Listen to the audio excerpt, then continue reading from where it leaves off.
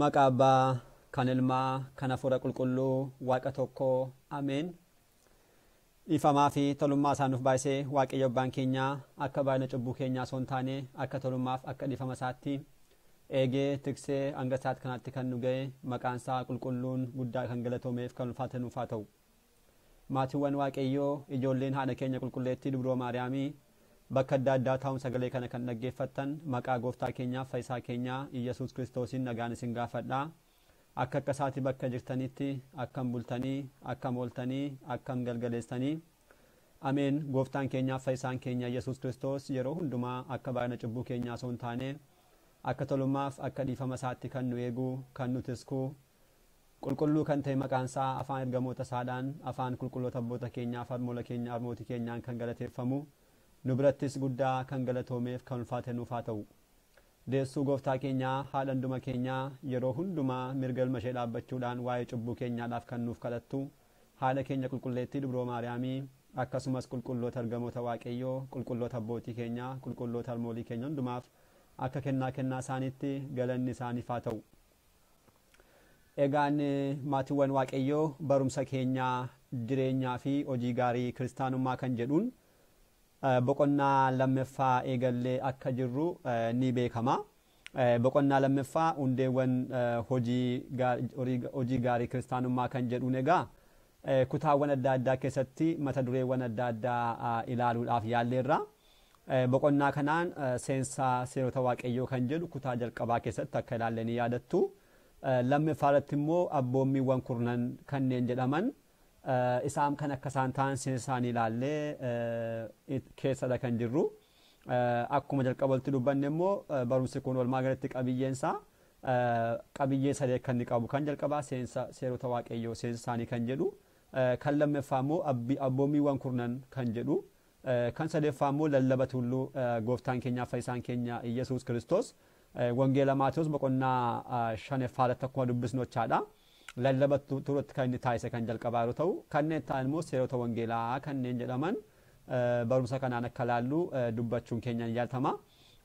Gara fuulduraatti immoo kan biraas kan sadeeffaa kan ta'u firiiwwan hafuuraa kan jiran isaan kana jechuudha bakka tokkotti kan ilaalu ta'a jechuudha. Lallaba tulluu kanneen jedhaman keeyyata qajeeltotaa akkasumas immoo seerota wangeelaa kanneen bakka tokkotti walitti qabatu jechuudha.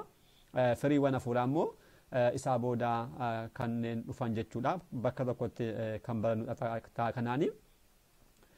Egaan isaan kana kanneen jalqabaa seensa seerota Waaqayyoo kan jedhu akka baranneen yaadattu isa kana sagaleewwan yeroo jalqabaa ergaman irraati ilaaluun ni danda'ama. Kan lammaffaa abboommiiwwan kurnan kanneen jedhaman jalqabneetu yeroo har'aa kutaawwan darbanii jalqabnee kan ilaalaa jirru jechuudha. Egaan abboommiiwwan kurnan kun seera boqonnaa 20 irratti Waaqayyoo karaa Musee saboota addunyaadhaaf kan laate yeroo sana saboota muraasaaf Israa'el warra foonii kanneen jedhamaniif kan kenname booda immoo Israa'el warreen lubbuu kanneen jedhamnu kiristaanota maqaa Gooftaa keenyaatti amanne hundumaadhaaf kanneen cuubamneef kanneen kennaman jechuudha. Tarreeffamni isaanii jiru yeroo darbe ilaalleerra isaan kana keessaa egaa kan jalqabaa ana malee waaqa biraa waaqessiin kan jedhu maal jechuu akka ta'e sirriitti ilaalleerra. Waaqolii biroo kanneen jedhan yeroo har'aan wal jiraan kanneen jiraatan isaan kam akka isaan ta'an ilaaluudhaaf yaalleerra. Kan lammaffaa immoo abboommii lammaffaa jechuudha. Maqaa Waaqayyoo uumaa keetii akkasumaan hin waamin seera boqonnaa 20 lakkoofsa 7 kan jiru jechuudha. Maqaa Waaqayyoo uumaa keetii akkasumaan hin waamin kan jedhu eegalleetu kan jiru jechuudha. Guyyaa darbee abboommii kana jalqabuudhaan gidduutti akka dhaabbachiisne ni yaadattu. Har'aa isumatti fuudhaan kan deemnudha kan ta'u jechuudha. Egaan abboommiin lammaffaa maqaa Waaqayyoo uumaa keetii akkasumaan hin waamin kan jedhu maqaa Waaqayyoo kun maqaa akkamiiti kan jedhu ilaaluudhaaf yaalleerra. Akkasumas immoo maqaa Waaqayyoo kana yoo waamne maaltu nu qaqqaba akkasumatti callisnee kan waamnu yoo ta'e kan jedhuudhaaf achuma caqasicha irratti ibsamee kan jiru gara fuulduraatti samma kan ilaallu jechaadha. Waaqayyo nama maqaa isaa akkasumaan waamu osoo hin adabiin hin dhiisu maqaa Waaqayyoo uumaa keetii akkasumatti waamin kan jedhu kanadha jechuudha. Egaan kaayyoon abboommii kana yeroo darbe akkuma ilaaluudhaaf yaalle namoonni baay'een maqaa Waaqayyoo akka barbaadan callisaniituma waanta waamaniidhaaf maqaa Waaqayyoo galateeffamuu bakka qabutti akkasumas immoo bakka waamamuun isaaf ta'utti malee callisneetuma akka barbaanne kabajamaa kan ta'e qulqulluu kan ta'e maqaa waaqayyoo kana waamu akka hin qabne nu barsiisuufidha. Egaan barumsa kanaan maqaa waaqayyoo jalqaba maqaa jechuumti maal akka ta'e kana booda immoo maqaa waaqayyoo maqaawwan kaanirraa amma akka adda ta'e ilaalleerra. Egaan maqaa kan jennu nuun bakka kanneen nu bu'an akkasumatti namni kan ittiin waamamu yookiin waan tokko kan ittiin bakka bu'amudha. Kan waaqayyoo garuu maqaa waaqayyoo ittiin beekamuudhaaf ittiin waamamu qofa osoo hin taane maqaa hojjechuu danda'u akka ta'e ilaalleerra. Hojjechuu kan danda'u maal jedhee Daawit Gooliyaadiin maqaa waaqayyootiin sitti dhufa jechuudhaan mo'uu danda'eera jechuudha. Kanaafuu maqaa waaqayyoo mo'umsan maqaan waaqayyoo bakka waamamutti diiyaabiloos dhaabbachuu hin danda'u. Annaa maqaa waaqayyoo kanaan maqaalota warreen kaanirraa addadha kan jedhudha. Maqaa waaqayyoos immoo Elshaadaay, Adoonaay, Yaahiwee, Halleluuyaa kan jedhaman kana tokko tokkoon ilaalleerra. Erga sanaas ilmi waaqayyoo nama ta'uu isaatiin maqaawwan inni argates ilaaluudhaaf yaalleerra. Maqaa waaqayyoo qulqulluu ta'uu isaas ilaalleerra. Akkuma kanaas immoo bakkeewwan yookiin yeroowwan maqaan waaqayyoo itti waamamuu hin qabne kanneen jedhan tuqaawwan 4 kaasuudhaaf yaalleerra. Maqaa waaqayyoodhaan kakachuun akka hin qabne walumaa galatti waa'ee kakaa gara fuulduraatti kan ilaallu yoo ta'eyyuu garuu maqaa waaqayyoo kaasanii kakachuun immoo gonka kan dhorkameef sirrii kan hin taane ta'uusaa ilaalleerra jechuudha. Wanta dhugaa ta'eef dhugaa, wanta soba ta'eef immoo soba jechuudha. Kanarraa kan hafe garuu kan diinaati, kan hamaati, kan diiyaabiloosii waan ta'eef nuti immoo ijoollee waaqayyoo cuubamne kan jirru ijoollee waaqayyooti. Kanaaf maqaa waaqayyoo waamne kakachuun sirrii miti jechuudha. Kana of barsiisuun barbaachisaadha jechuudha. Arraba keenya kana barsuun baay'ee nurraa eegama. Maqaa waaqayyoo qofa osoo hin taane maqaa qulqullootaa waamnes taasisuu hin qabnu. Gara fuulduraatti immoo kan ilaallu walumaa galatti kakuun akka hin barbaachisne bakka isaa yeroo geenyu akka fedha waaqayyootti kan ilaalluudha kan ta'u. Kan biraan immoo arrabsoof abaarsa wajjin maqaa waaqayyoo waamu waaqayyoo akkas yaa taa'isu waaqayyoo kana taa'isu kana sittaa buusu jechuudhaan maqaa waaqayyoo kaasuudhaan kana taa'isuun gonka sirrii akka hin taane abaarsisaa ta'u arrabsoon walumaa galatti kiristaanummaa keessatti gatii akka hin qabne kun sirrii akka hin taane illee kaasuudhaaf yaalleerra. Garuu kana keessatti immoo maqaa waaqayyoo dabalamuyyuu hin qabu.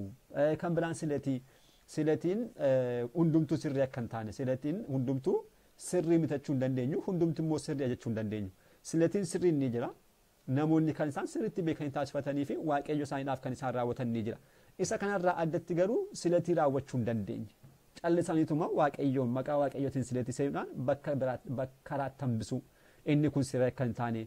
Akkuma kanas immoo waaqayyoodhaaf siletii galuudhaan maqaa isaatiin wanta waaqayyoof hin taane wanta mana qulqullummaadhaaf hin barbaachisne waaqayyoodhaaf kennu kunis sirrii miti. Annaa kana beekuun barbaachisaadha jechuudha. Kan xumuraa immoo raajii sobaa maqaa waaqayyoodhaan dubbachuu kunis soba akka ta'e kitaabni qulqulluun sirrii akka hin taane bal'inaan akka nutti himu kana laalleeti kan dhaabbanne. Guyyaa har'aa immoo bakkeewwan yookiin yeroowwan maqaa waaqayyoo itti waamuu danda'u irraa jalqabne abboommii kana xumurraa jechuudha guyyaa irraa.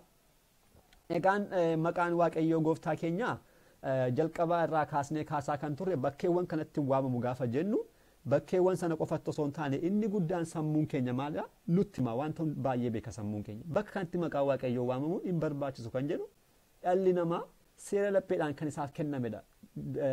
Boqonnaa jalqabaarraa kaasnee kaasaa akkuma turre akkamidha dhalli namaa seera waaqayyoo irraa isaaf barreeffame eegee akka jiraatuudhaaf miti kan uumame kan jalqabaa jechuudha. Isaan kun gara jireenya namaatti kan dhufan dhiyoodha. Garuu namni akkasumatti sammuu isaatiin maal beeka seera ni qaba jechuudha. Kanaaf seera sanaan akka jiraatuuf waan ta'eef seerri mataa keenya sammuu keenya keessa kan jiru ammas taanaan kan barreeffame sanaa olitti nu ajaja waan ta'eedhaaf sana dhaggeeffachuun barbaachisaadha.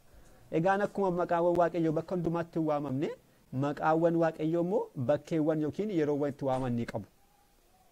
Egaan callisneetuma hin waamin akkasumatti hin ta'in malee bakkeewwan baay'eetti bakka kabajaatti bakka waaqayyoof ta'utti bakka maqaa waaqayyoo galateeffamuun ta'utti maqaa waaqayyoo kaasuun sirrii mala. Innaa kunis immoo sirna mana kiristaanaa keenyaattiin isaa ta'u kitaaba qulqulluudhaanis kan deeggarame kan ajajame waan ta'eedhaaf isaan kana beekuun barbaachisaadha jechuudha. Walumaa galatti bakkeewwaniif yeroowwan kana akkuma jalqaba kaasne sammuun keenyas kanas ni beeka. Bakka itti maqaan waaqayyoo galateeffamuu qabu, bakka itti maqaan waaqayyoo ka'uu qabu, bakka itti maqaan waaqayyoo waamamuu qabu sammuun keenya ni beeka. Kanas immoo yaa'u barumsa kanaaf muraasaanii akka armaan gaditti ilaaluudhaaf ni yaalla. Kan jalqabaa yerootti nageenya wal gaafannudha. nageenya yeroo wal gaafannu maqaa waaqayyoo dha'uudhaan maqaa waaqayyoo waamuudhaan gaafachuu ni danda'ama. Egaa nageenya wal gaafachuun walumaa galatti kiristaanotaaf nuuf jechuudha. Karaalee ittiin waaqayyoon galateeffannu keessaa isa tokkodha. Nageenya wal gaafachuun jechuudha. Sababni isaa maaliif? Namni tokko akkam bultee, akkam ooltee, akkam jirtaa jedhee gaafa nu gaafatu deebisaa maal? Galata waaqayyoo kan jedhudha. Galata waaqayyoo. Egaan akkam bulte gaafa jedhamuudhaaf namni kan bulu mataa isaatiin miti. Eenyutu isa bulchaa?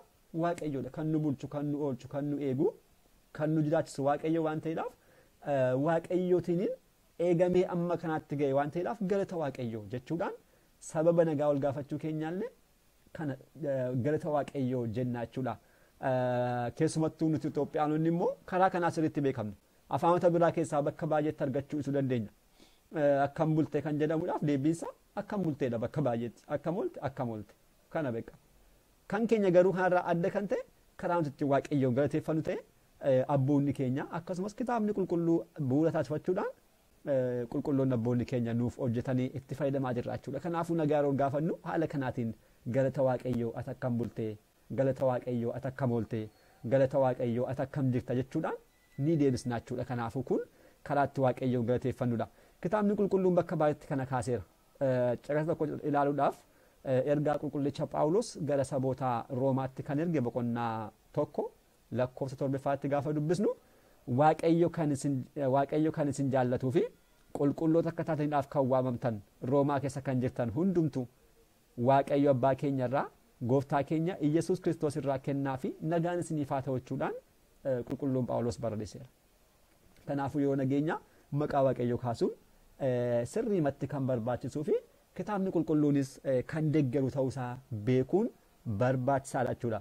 Kanaafuu barumsa kanaan keessumattuu beekuu kan qabnu guyyaa irraa wantoonni baay'een jijjiiramaniiru. Akkam jirta? Akkam hayi jechuudha wanta baay'inaan bakka bu'aa jira. Wanta hin beekamne jechuudha. Sun garuu afuu qaba. Nageenya kan gaafannu galata waaqayyoo jennee deebisuu qabna. Nageenyi maal ta'uu qaba jechuudha? Karaan ittiin waaqayyoon galateeffannu ta'us ni qaba jechuudha. Kanaafuu yeroo fayyadamnu hundumaa kan hundumaa yaadachuun barbaachisaadha jechuudha. Namni akkam bulte yoo nuun jedhe deebisni akkam bulte jechuun qabnu. Maaliif? Kun gaaffiin deebisuudha. Galata waaqayyoo ati akkam bulte. Akkasitti deebifamaa jechuudha. Kun kan jalqabaa waaqayyoon kan ittiin galateeffannu maqaa waaqayyoos waamamuu kan danda'u keessaa tokko kan jalqabaa kanadha. Kan lammaffaa immoo yeroo kadhannaadhaa fi akkasumas sagantaalee hafuuraa. Egaan sagantaalee hafuuraa jennee bakka tokkotti kan walitti qabne sagantaan barumsaa jiraachuu danda'a. Sagantaan walga'iiwwan yaa'iiwwan adda addaa jiraachuu danda'u. Walga'iiwwan adda addaa kan hafuura wanti baratamus jiraachuu danda'a. Walga'ii kan sirna hojii mana kiristaanaaf kanneen walitti qabaman jiraachuu danda'u. Kun hundumtuu bakkeewwan akkasitti maqaaleen waaqayyoo maqaa akka barbaannetti kaasnee bakka yeroo barbaachisaadha kaasnee itti fayyadamuun ni danda'ama. Egaan kitaabni qulqulluulee bakka baay'eetti kaasee ni jira. Fakkeenyaaf kan kadhannaa yoo ilaalle gooftaan keenya maal jedheera? Jalqaba yeroo nu barsiisu waa'ee kadhannaa wangeela Maatewos boqonnaa 6 dubbisne isinis yeroo kadhattan akka jedhaa kadhadhaa yaa abbaa keenya samiirra kan jiraattu maqaan kee haa qulqullaa'u jedhaati kadhadhaachuudhaan akkasitti kaaseera. Kanachuun yeroo waaqayyoon kadhannaadhaaf dhaabbannu maqaa waaqayyoo kaasuun ni barbaachisaa jechuudha. Akkuma kanallee wangeela Yohaannis boqonnaa 14 lakkoofsa 14 yoo ilaalle waan isin maqaa kootiin kadhattan isiniif raawwadhaa jechuudhaan gooftaan keenya dubbateera. Maqaa kootiin kan kadhattan yeroo kadhattan maqaa koo kaasuudhaan kan isin kadhattan hundumaa ani isiniif raawwadhaa jedha. Egaa waa'ee kadhannaa gara fuulduraatti kan ilaallu yoo ta'eyyuu kam kadhachuu qabna kam kadhachuu hin qabnu waan hundumaa kan jedhame waan barbaanne akkamatti kadhannee nuuf raawwatama jechuu miti. Abbaan ilmi isaa wanta isaaf hin taane ilmi isaa yeroodhaaf gaariitti fokkaatee abbaa isaa yoo kadhate abbaan isaa garuu wanti sun ilma isaadhaaf hin barbaachisu ta'e isaaf hin taasisu. Kun garuu abbaan isaa ilma isaa miidhuudhaaf osoo hin taane ilma isaa wanta fayyaduufidha. Kanaaf waaqayyo immoo abbaa keenya waan ta'eedhaaf kan nu keessatti kan nu barbaachisu kan nuuf raawwatu. Kanaaf kana beekuun barbaachisaadha. Inni kun gara fuulduraatti kadhannaatti kan ka'u yaa ta'u malee garuu gooftaan keenya maqaa isaadhaan kan kadhannu kan nu barbaachisu nuuf raawwata jechuudha.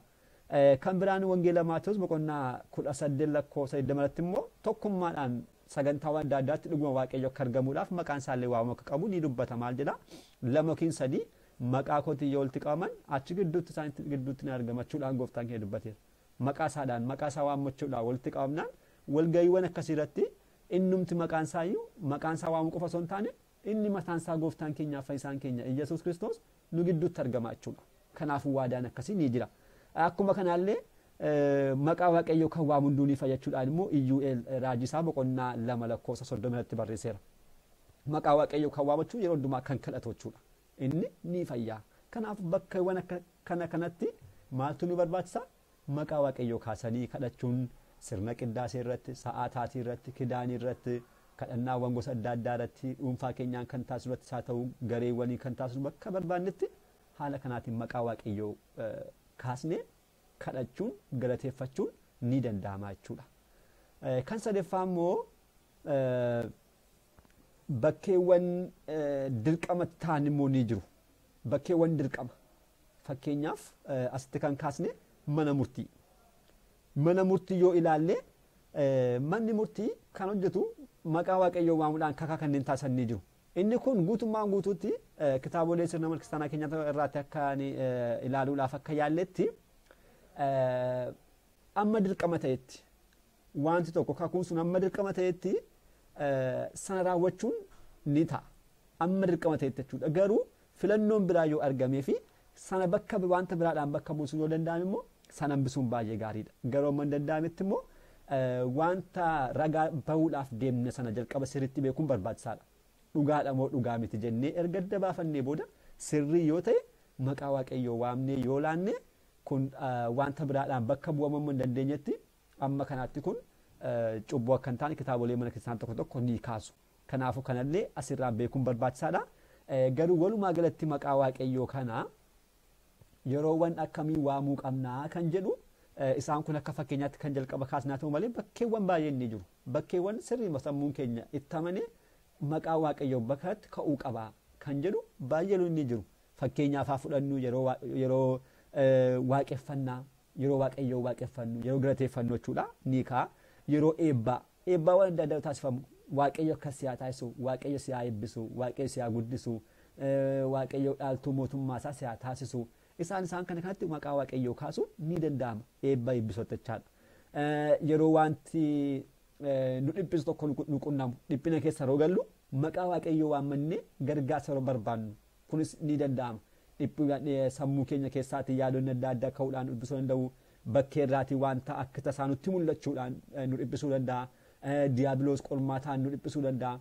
Yeroowwan kana hundumaa akkasumas akka tasaa wantoonni adda addaa yeroo raawwataman isaan kana jalaati ooluudhaaf gargaarsa barbaaduudhaaf maal taasisuu dandeenya?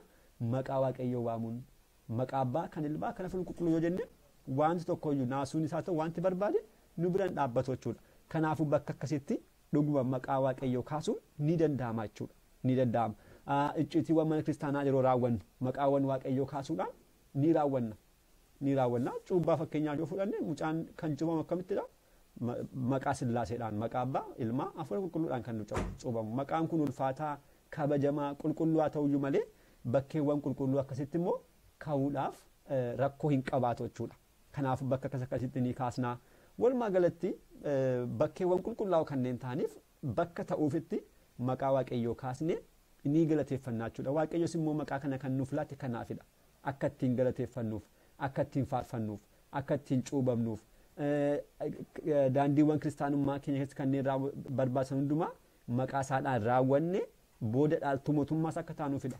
Malee maqaa waaqayyoo beekne akka qorannuudhaaf miti. Kan kenname kanaafidha jechuudha. Akka ittiin jiraannuuf waan ta'eedhaaf maqaa uumaa keenyaa kana immoo waamuu kan qabnu akkamittidha? Kabajaanidha jechuudha. Kabajaan gad of qabummaatiin yeroo kadhannullee maqaa waaqayyoo bakka jirutti gadi jennee sagadaa maqaa waaqayyoo waamuun barbaachisaadha. Maaliif? Unkaan maqaa waaqayyoo turu nam tokko mootii tokko dura dhaqee osoo dhaabbateetu kabaja kennuudhaaf wantoota baay'ee kan raawwatu. Garuu waaqayyo gooftaan keenya osoo nu argu dura isaa yeroo dhaabbannutti wantoonni raawwachuu qabnu baay'ooliin ni jiru jechuudha. Kanaafuu kabajni maqaa waaqayyoodhaaf barbaachisaadha. Maqaa waaqayyoodhaaf sagaduun barbaachisaadha. Maqaa waaqayyoo kabajuutiin wantoota raawwachuu qabnu hundumaa raawwachuun nurraatu eegamachuudha. Akkuma kanaa immoo bakka maqaa waaqayyoo waamamuu hin qabnettis immoo waamuun sirrii miti jechuudha. maqaa waaqayyoo kana bakkam taa'inti kanneen waaman immoo waaqayyo maal taasisuu hin dhiisu osoo hin adabiin hin dhiisu. Adabbiin kakuu moofaa keessatti tureef kakuu haaraa ture immoo adda addummaa ni qabaata. Adabbiin kakuu moofaa yeruma sana foonummaa irratti kan argamu lamxiiwwan adda addaatiin adabamaa kanneen turanidha. Guyyaa har'aa garuu bara dhiifamaa kakuu haaraa keessa waanta jiruudhaaf waaqayyo dhiifama isaadhaan kan nu ilaalu. Garuu akkasumaan itti fufaa kan jiraannu yoo ta'e immoo guyyaa tokko gidiraan kun yookiin adabbiin kun hin hafoochuudha. Maaliif waaqayyo warreen kabaja isaaf dhuguma warreen maqaa isaaf kabaja hin laanne hin adabiin hafu waan ta'eef jechuudha. Adabbiin kun immoo tarii yeroo dhufaasaa ta'uu danda'a. Tarii yeroo itti fooniif lubbuun keenya adda baatu ta'uu danda'a jechuudha. Kanaaf waaqayyoon sodaachuun baay'ee barbaachisaadha jechuudha. Waaqayyoon kan sodaannu ta'e immoo maqaa isaa kanaaf kabaja laachuun barbaachisaadha. Maqaa waaqayyoo bakka garreetti kaasuun durraatiin eegamu. Innaa kana taasisuudhaaf guyyuma amma sagalee kana dhageenyarraa jalqabne arraba keenya yeroo hundumaa shaakalsisuu qabna jechuudha. Yeroo wanti tokko dhugaa ta'uu isaa mirkaneessuudhaaf yeroo baay'ee kan doongaru jechuudha. Waan tokko dhugaa ta'uu isaa mirkaneessuudhaaf wanta hin jirre maqaa waaqayyoo maqaa qulqullootaa gadi yaasnee dubbanna. Kun sirrii miti. Arrabuma keenya ammumarraa kaasnee sirriitti taasisuun barbaachisaadha. Yeroo kadhannu immoo abboommii kee seera kee akka yaadadhuudhaaf hubannoo naaf laadhu yoo jenne yeroo wantoonni akkasii kun nutti dhufan dhuguma maqaa waaqayyoodhaaf kabaja laachuudhaaf ni dandeenya jechuudha. Kanaafuu yeroo hundumaa yaadachuun barbaachisaadha. Barumsi kun ammuma daqiiqaa 2-10 dhaggeeffanne guyyaa 2-3 torbee 2 itti jiraanne kan irraanfannu osoo hin taane amma jireenya biyya lafaa irra jirrutti yoomuu taanaan maqaa waaqayyoo wajjin wanta jiraannuudhaaf qabannee hubannee ittiin deddeebi'uun nurraatii eegamaa jechuudha. Kanumadha egaan waa'ee maqaa waaqayyoo abboommii sadeeffaa guyyaa ittaanu guyyaa sanbataa kabaji kan jedhuun qabannee kan deebinu kan ta'u. Egaan har'aaf kan qopheeffanne kanuma fakkaata kan dhageenyee sagalee isaa firii 30 60 dhibbatti oomishnee dhaaltu mootummaas akka taanu fedhaa fayyaa uumaa keenyaa nuuf haa ta'u kutaa ittaanuun hanga deebinutti nagaa waaqayyootiin turtii gaarii galanni waaqayyoof.